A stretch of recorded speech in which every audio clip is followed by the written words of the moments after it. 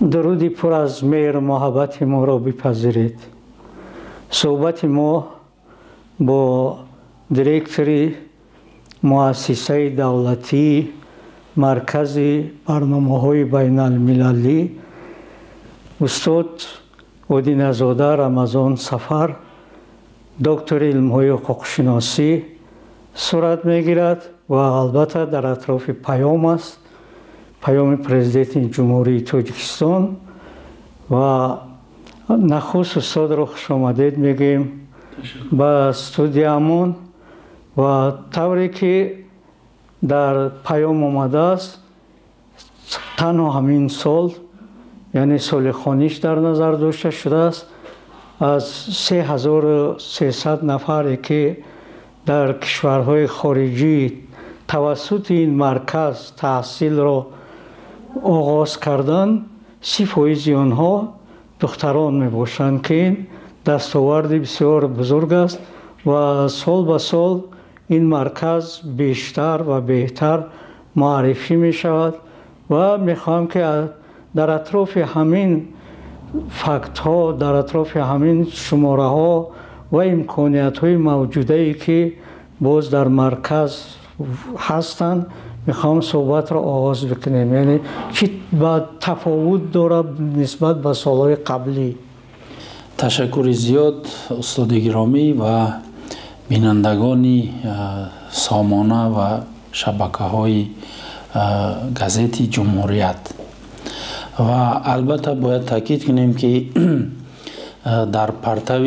پیامی اساسگذار صلح و وحدت ملی پیشوای ملت پرزیدنت جمهوری تاجیکستان محترم امام علی رحمان با مجلس ملی، مجلس نمایندگان، مجلس عالی جمهوری تاجیکستان در آنجا زیر سیاست داخلی و سیاست خارجی وابسته به دورنما تاکید کرده شد و البته از روزهای اول زیر سیاست گندری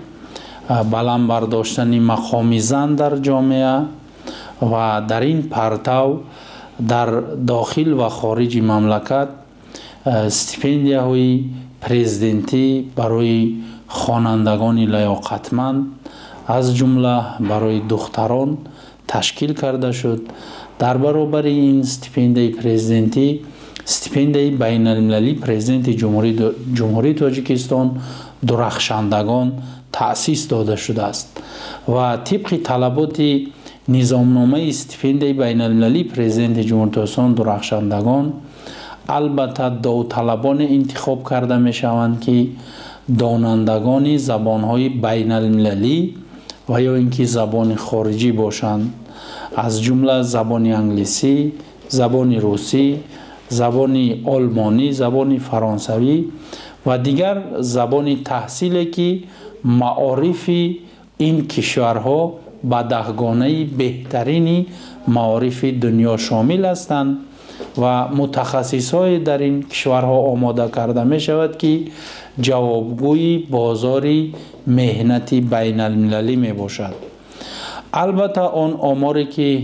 محترم پیشوای ملت در پیام تأکید کردند دقیقیت است. واقعا 30% داوطلبانی که در این آزمون ها برای تحصیل در مؤسسه تحصیلات عالی کسبی کشورهای خارجی انتخاب کرده می شود البته که دختران هستند، دخترانی که واقعا لیاقتمند هستند و داننده زبانهای خارجی و در برابر دانستن زبان خارجی از اختصاص یا اینکه تخصصایی که انتخاب کردند دانش‌های بسیار قوی دارند و این متخصصان در آینده می توانند سهم خودشان را در رشد اقتصادیات ملی و بین المللی گذارند. وابسته به تفاوت یا اینکه فرقیت نسبت به سالهای قبلی البته ما دستاوردهای زیاد داریم و مثلا در سالهای قبلی از کرسی 1 تا کرسی 5 تا ختم کننده در عموم 3-4 هزار خواننده را تشکیل میکرد. زیر سیاست خارجی رهبری دولت و در اساس имкониятҳое ки имрӯз зери ин сиёсат ба шаҳрвандони ҷумҳурии Тоҷикистон шароит фароҳам оварда шудааст, имконият доранд ки дар беҳтарин давлатҳои тараққикардаи дунё ва дар беҳтарин муассисаҳои таҳсилоти олии касбие ки дар рейтинги байналмилалӣ аз якгона то садгона шомил ҳастанд таҳсил намоянд. Ва мо тавонистем дар солҳои охир зиёда аз 41 000 шаҳрванди ҷумҳурии Тоҷикистонро дар ин муассисаҳо ба таҳсил фаро гирем. Албатта ин нишондиҳандаи хуб аст нисбат ба солҳои қаблӣ ва ин тамоюл ва ин динамика давра ба давра афзоиш ёфта истодааст ва сол то сол ин аллакай омор тағйир ёфта истодааст ва рӯ ба болоравӣ дорад ва боварӣ дорем ки мутахассисое ки хориҷи кишварро таҳсил мекунанд онҳо метавонанд оянда дар рушди ватани азизамон саҳми худро гузоранд. имкони назорати таҳсил ва будубоши онҳо, яъне зиндагии онҳо чӣ гуна аст? ташаккури зиёд устоди муҳтарам. албатта вобаста ба вазъи иҷтимоӣ ва назорати раванди таҳсили шаҳрвандони ҷумҳурии Тоҷикистон дар давлатҳои хориҷӣ ба таври гуногун ба роҳ монда шудааст. аз ҷумла тавассути вазорати корҳои хориҷии ҷумҳурии Тоҷикистон, тавассути сафоратҳои ҷумҳурии Тоҷикистон дар давлатҳои хориҷа, тавассути сафирҳои муҳтарам ва тавассути консулгароиҳо ва дигар намояндагиҳои мақомотҳои давлатии ҷумҳурии Тоҷикистон ки дар хориҷ аз кишвар доранд, раванди таҳсили онҳо аз ҷониби ин мақомотҳои дахлдор назорат карда мешавад ва дар баробари ин дар асоси нақшаи кори комиссияи ҷумҳуриявӣ ва дастуру супоришҳои президенти мамлакат ва дигар нақшачорабиниҳои ҳукуматие ки ба муассисаи давлати марказӣ барномаҳои байналмилалӣ, вазорати маориф ва илми ҷумҳурии Тоҷикистон ва комиссияи ҷумҳуриявӣ дастур дода мешавад, дар асоси он соле 2 маротиба ё ин ки 3 маротиба ба кишварҳои гуногун масъулин ва кормандони мо сафар мекунанд ва бо донишҷӯён вохӯрӣ баргузор карда аз дастовард, мушкилот, дигар ҳолати иқтисодии иҷтимоии донишҷӯён бохабар мегарданд ва дар баробари ин бояд таъкид намоем ки аз нигоҳи иқтисодӣ тавассути ғолибоне ки тавассути стипендияи байналмилалӣ президенти ҷумҳурии Тоҷикистон дурахшандагон ба таҳсил фаро гирифта мешаванд, дар иттиҳоди давлатҳои мустақил моҳона $300 ва дар давлатҳои Аврупо, Амрико, яъне берун аз иттиҳоди давлатҳои мустақил моҳона $500-ро ташкил медиҳад ва паём дар паём ки албатта вобаста ба вазъи иҷтимоии садодод зиёд кардани маоши музди меҳнат ва ҳама навъи стипендияҳо 40% зиёд мегардад ва ман боварӣ дорам ки новобаста аз инфлясия аллакай бо назардошти сабади истеъмолии ҳамон кишварҳо ин стипендияҳо барои шаҳрвандони ҷумҳурии Тоҷикистон басандагӣ мекунад ва ба ягон мушкилоти иқтисодӣ гирифтор намешаванд. ва дар баробари ин аз ҷониби фонди махсуси президенти ҷумҳурии Тоҷикистон ғолибони дурахшандагон тамоми хароҷотҳои таҳсил пардохт карда мешавад. аз қабили суғуртаи тиббӣ, роҳкиро, ҷои хоб дар хобгоҳ ва маблағи таҳсил, дар умум дигар хароҷотҳое ки дар раванди таҳсил сарф карда мешаванд аз ҳисоби фонди махсуси президенти ҷумҳурии Тоҷикистон маблағгузорӣ карда мешавад. яъне донишҷӯёни мо аз нигоҳи иқтисодӣ мушкилот надоранд ва боиси хушҳолӣ аст ки айни замон ғолибони дурахшандагон дар давлатҳои хориҷӣ, дар байни шаҳрвандони хориҷӣ дар он кишварҳо дар рейтинги рақами 1 қарор доранд. یعنی از جانب کمیسیون جمهوری داوطلبان انتخاب گردیدند که واقعا لیاقتمند هستند، باسواد هستند و این غالبان آزمون توانستند در کشورهای خارجی در بین شهروندان خارجی موقع اول را اشغال نمایند. این بسیار یک دستاوردی خوب است و نظررس است. من فکر میکنم که آینده این متخصصان در سطح بین المللی موقع خود را میابند. حتی بعضا تکلیف و پیشنهاد هم است از جانب کارفرمایان که همین استیپندیات ها را در آینده با جای کار خوب در شرکت ها و در دیگر مؤسسه و کارخانه ها با کار تامین کنند. لیکن ما رد کردگی هستیم، چون که در اساس شرطنامه سه جانبه بین غالبی درخشندگان، بین وزارت معارف و علمی جمهوری تاجیکستان و وزارت اداره هایی که درخواست آماده کردن این متخصصان را دارند، ما عهدهدار کردگی هستیم که بعد از ختم برگشته در این وزارت اداره داخلداری که درخواست کردن این متخصص را آینده کار خود را شروع کند و در رشد انمون ساحه سهمگذار باشد. یعنی این دانشجویانی که در اونجا تحصیل میکنند با درخواست وزارت اداره و تشکیلات های کشور هستند و خوفی یعنی به جای کار ماندنشان وجود ندارد. اما آیا این خوف وجود دارد که مثلا شرکت های خارجی که 5 ساله تحصیل او را همه را پرداخت کند و متخصص وقتی که مالکیت ذهنیش بیشتر است یعنی خوبتر است برای اون کشور بهتر خدمت کرده میتواند، منفعتش بسیار میرسد، یعنی متخصصی ما رو یعنی هم ملت ما رو بخرن، خیلی خوف وجود دارد. تشکر زیاد استاد گرامی. البته یکی از در محور پیام یکی از مسئله که درج گردیدگی از تمام وزارت اداره های داخلدار مسئول هستند وابسته به ذخیره انسانی است و در این سمت مؤسسه دولتی مرکزی برنامه‌های بین المللی وابسته به ذخیره انسانی یکی از مسئولیت‌های گران به ذمه این مؤسسه گذاشتگی است، چون که محض نفرای به ذخیره انسانی شامل می‌گردند که آنها صاحب کسب هستند، صاحب معلومات هستند و دانش‌های خوب، دانش‌های قوی ساحه را صاحب گردیدگی هستند و آینده آنها می‌توانند که اختراعات را با وجود دارند، استحصالات را به راه مانند و پیشرفت رشد اقتصادی اجتماعی مملکت را تأمین نمایند.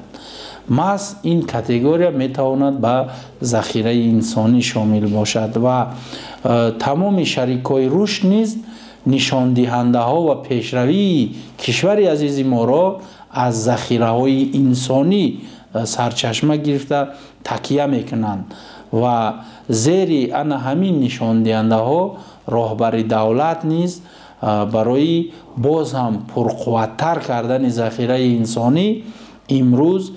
چی در سیاست داخلی و چی در سیاست خارجی توجهی به واسطه به این سمت گردیدگی است و ساحه معارف را همچون ساحه کلیدی افضلیتناک اعلان کردگی هستند در سیاست خود و در این سمت مبلغ گذاری نیز نسبت به دیگر ساحه ها افضلیت دارد و خود قضاوت کنید که زیاده از 7 میلیارد از بودجه دولتی به سمت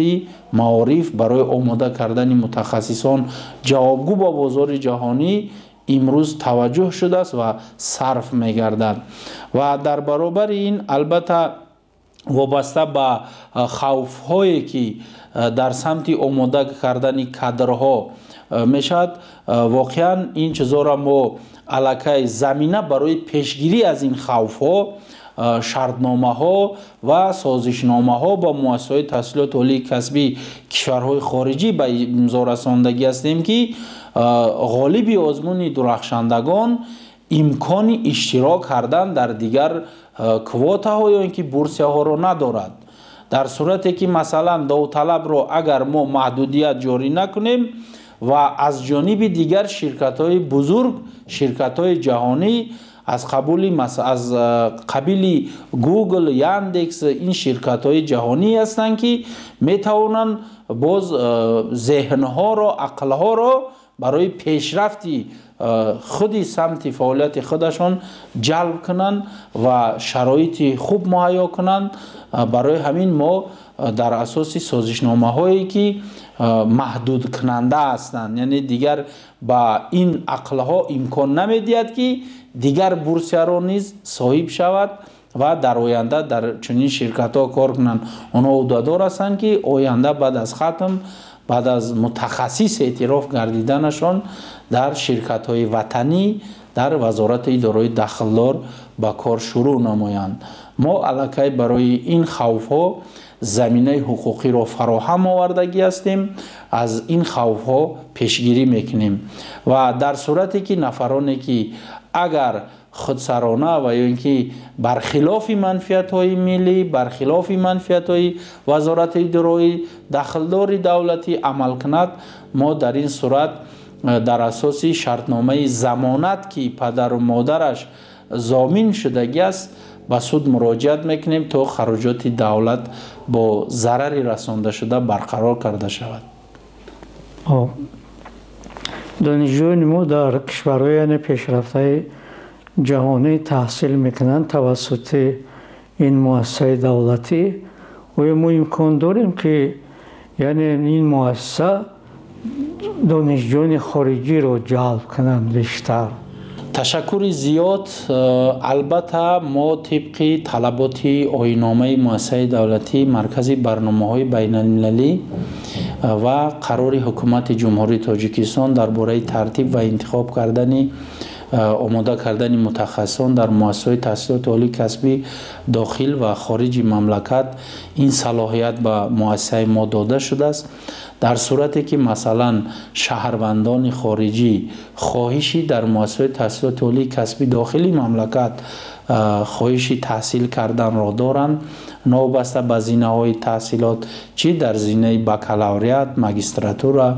دکتر PhD یا اینکه پست دکترانتورا و دیگر زینه‌های بعد دیپلمی اگر خواهش تحصیل کردن را دارند، ما از نگاه قانونگذاری این صلاحیت به فعالیت مؤسسه ما داده شده است. امکان دارد که ما مساعدت نماییم و شهروندان خارجی را در مؤسسات تحصیلات عالی کسبی داخلی مملکت به تحصیل فرا گیریم.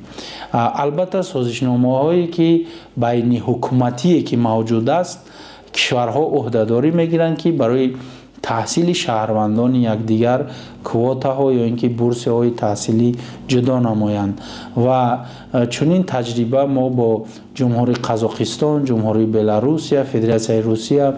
و جمهوری قرقیزستان و یک چند کشورهایی که شریک رشد ما هستند و شریک استراتژی مملکت ما هستند چنین تجربه موجود است و ما جایها را جدا میکنیم. خواهشمندان حجت میسپارند و این شهروندان خارجی الکی در مؤسسه تحصیلات عالی کسبی جمهوری تاجیکستان تحصیل کرده ایستادند. هم شهروندان جمهوری قرقیزستان، هم جمهوری قزاقستان، هم فدراسیون روسیه و یک چند کشورهای دیگر در مؤسسه تحصیلات عالی کسبی جمهوری تاجیکستان تحصیل کرده ایستادند. این تجربه در ما جای دارد. همچنین جمهوری هندوستان نیز شهروندانش در رشته های طبی در مؤسسه تحصیلات عالی کسبی طبی مملکت ما به تحصیل فرا گرفته شده ایستادند. نقشه آینده این مؤسسه در این سال و سالهای من بعد چگونه؟ تشکر زیاد. البته ما از روی سمت‌های استراتژی مملکت، از روی برنامه‌های دولتی، کنسپسیا‌ها، استراتژی‌هایی که حکومت جمهوری تاجیکستان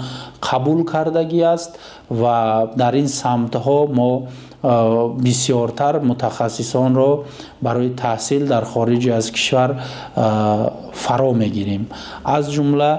یکی از سمت‌های استراتژی مملکت این برآوردن مملکت از بنبست کمیونیکاسیونی است. ما البته در سمت راهسازی، در سمت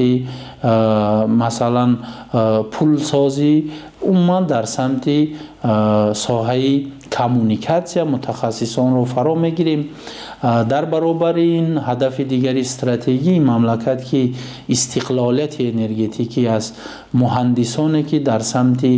ساختمانی، نیروگاه‌های آبی برقی، نیروگاه‌های آفتابی، نیروگاه‌های بادی و دیگر ذخیره‌هایی که برای نیروی برق در کشور ما زیاد هست، در این سمت ما تصمیم داریم که در آینده متخصصان را زیادتر و آن کشورهای فرا گیریم که آن کشورها از این نیروها بسیار موفق شدگی هستند و توانستند استقلالیت انرژتیکی خود را از همون ذخیره‌های طبیعی که موجود است تامین کنند. تجربه آنها را می‌آموزیم، در این کشورها کادر را آماده می‌کنیم تا که کشور ما نیز در آینده از آن ذخیره‌های نیروی برق موفق شود و نه تنها استقلالیت انرژتیکی داخل مملکت را تامین کنیم، حتی بازار منطقه را از فروش برق صاحبی کنیم و در منطقه به واسطه بازار را ما البته تنظیم کنیم و طلبات بازار از جانب آن نیروی استحصال شده مملکت ما پرقانع کرده شود. و یا اینکه مثلا با صورت صنعت کنانی مملکت و خود قضاوت کنید که تنها متخصص میتواند صنعت را رشد دهد و البته در این سمت نیز ما تصمیم داریم که آینده متخصصان را در این ساحه زیادتر فرا گیریم، آماده کنیم تا که تجربه صنعتی پیشرفته دیگر کشورها را این متخصصان آینده در کشورمان تطبیق نمایند. و اینکه وابسته به امنیت وزوقواری چطوری که در پیام اساسگذار صلح و وحدت ملی پیشوای ملت پرزیدنت جمهوری تاجیکستان محترم امامعلی رحمان تاکید گردید، ما کشوری هستیم که در یک دور، در یک وقت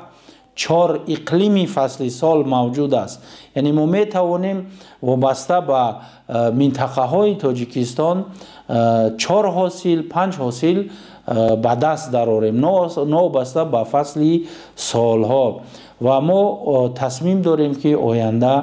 متخصصای نوآور را و تجربه دیگر کشورها که در این ساحه موفق شدگی هستند و بهترین متخصصان آماده کرده می شود، البته در این کشورها سفربر نماییم و تحصیل کرده تجربه اون کشورها را در مملکتمان آینده تطبیق نمایند. و دیگر برنامه و کانسپسیا و استراتژی هایی که قبول شده است ما در اون سمت زیادتر کار میکنیم آینده و چنین متخصصان را آماده میکنیم. وابسته به 20 ساله آموزش فنهای طبیعی دقیق و ریاضی علاقه ما تصمیم گرفتگی هستیم در 2 سال اخیر زیاده از 90% شهروندان جمهوری تاجیکستان در مؤسسات تحصیلات عالی کسبی کشورهای خارجه در این سمت تحصیل میکنند. در رویه‌های گومانیتری انگوش شمار است، به نهایت شمارشان کم است و نشان دهنده یا اینکه فایزی ناچیز است، چون که از لحاظ گومانیتری ما تنقیصی نداریم. مثلا از لحاظ ادبیات، از لحاظ زبان، از لحاظ تاریخ، تمدن ما بسیار یک ملت تمدن آفر، ملتی در این سمت موفق هستیم. حتی کشورهای دیگر در این سمت احتیاج نیازمند هستند تا که تجربه ما را آنها مخته در این سمت موفق شوند. ما در سمت گومانیتری موفق ترین ساحه معارف و در ساحه عموما در مجموع جامعه ما در سمت گومانیتری به نهایت موفق است. مثلا از نگاه کلاسیکی تا معاصر شاعرها و نویسنده های ما در جاده ایجاد نمودن، در جاده تربیت تعلیم بسیار موفق هستند و من باوری دارم که دیگر کشورها در این سمت پیشروی ما را احتیاج به آموختن دارند. تشکر برای صحبت و هم برای کارتان را خواهانیم. تشکر زیاد استاد گرامی.